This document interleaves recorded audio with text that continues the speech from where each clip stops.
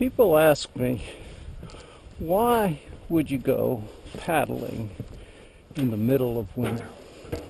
And the answer, I guess, in my case, is it's a very nice thing to do.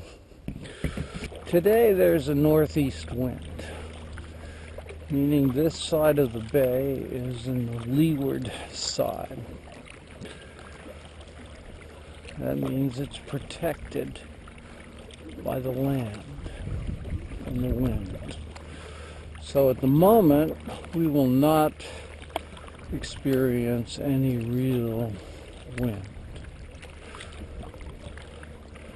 The FastTrack is easy to pedal straight and fast in reasonably good speed. I will give you some indication of that. I'm turning the compass function of my GPS.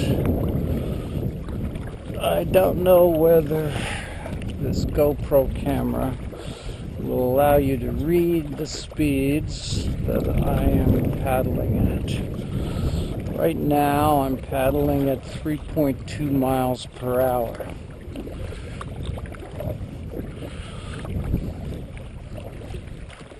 The ability of the FastTrack to paddle against the wind and against the tide is one of its great features. I'm now paddling against both. Here there is very little wind, maybe 5 miles an hour. Shortly it will be closer to 10 miles an hour as I get more into the channel. The tide is actually also going against me at this moment. It's still coming in. Shortly it will turn and go out. Today I'm going to paddle to the other side of Setauket Bay, where I will again be in the lee of the land. If you look at the GPS and you can see it from this angle, you will see that I'm still doing roughly 3 miles an hour, and the GPS is now wet. Personally, I don't like rigid kayaks for a couple of reasons. One, they're far too pure.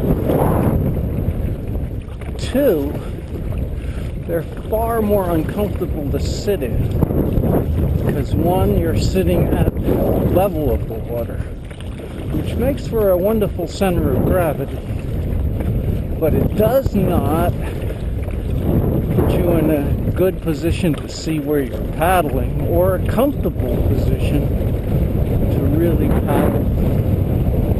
Now, kayakers will deny this, say that they can be comfortable for paddling for hours, and God bless them if they're telling the truth. I still think the great advantage of an inflatable is that you can change position. And you can put your legs forward, or you can cross them as I do most of the time. This paddle has taken about 45 minutes, I would guess. I haven't looked at a watch. I have cruised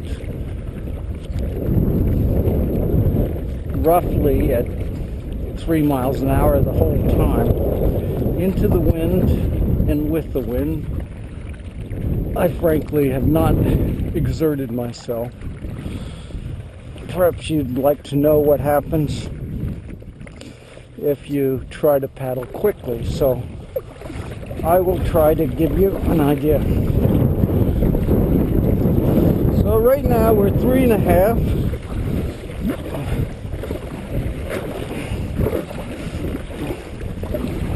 4 miles an hour, 4.2, 4.13, 4.5.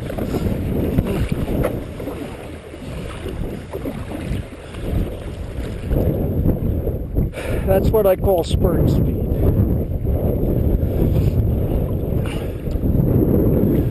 If you really are paddling into a wind, and the wind is 25 or 30 miles an hour, you're going to have a hard time going 2.5 miles an hour, even paddling hard.